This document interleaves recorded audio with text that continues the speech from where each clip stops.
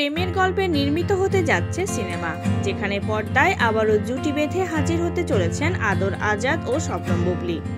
ঢাকায়া দেবদাস শিরোনামে ছবিটি পরিচালনা করবেন জাহিদ হোসেন। জানা গেছে, প্রেমের গল্পের পাশাপাশি এতে উঠে আসবে পুরান ঢাকার কৃষ্টি ও সংস্কৃতি। শুক্রবার সন্ধ্যায় রাজধানীর একটি ক্লাবে মহরত অনুষ্ঠানের মধ্য দিয়ে শুরু হয়েছে সিনেমাটির আনুষ্ঠানিক যাত্রা।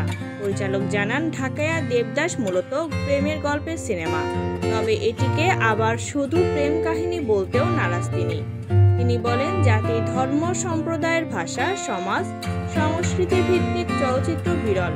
আন্তর্জাতিক ক্ষেত্রে এমন বিষয়ে চলচ্চিত্রের সমাদর যথেষ্ট। সমাজ, ধর্ম, ভাষা ও সংস্কৃতির মেলবন্ধন হচ্ছে পুরান ঢাকা। রয়েছে হাজার বছরের বৈচিত্র্যময় ঐতিহ্য ও সব সম্প্রদায়ের সহাবস্থানের গৌরবোজ্জ্বল চিত্র। এখানে সবাই মিলে সাকরাইন, ঈদ, মহরম, নববর্ষ, ব্যবসা বাণিজ্যের হালখাতা, পূজা পার্বণ উদযাপন করে। আরও অনেক সংস্কৃতি আছে যেটা এখনকার প্রজন্মের অনেকেরই জানে না। এসব সংস্কৃতি উঠে আসবে দুটি মানুষের গল্পের মধ্য দিয়ে।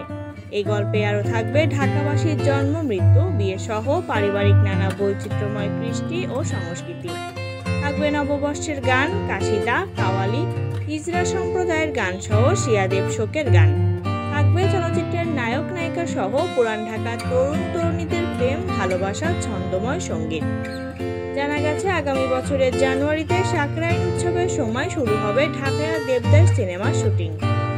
আদর বুবলী ছাড়া ছবিটিতে আরও অভিনয় করবেন তারিক আনাম খান, শহীদুজ্জামান সেলিম, রাশেদ মামুন, অপু সহ প্রমুখ।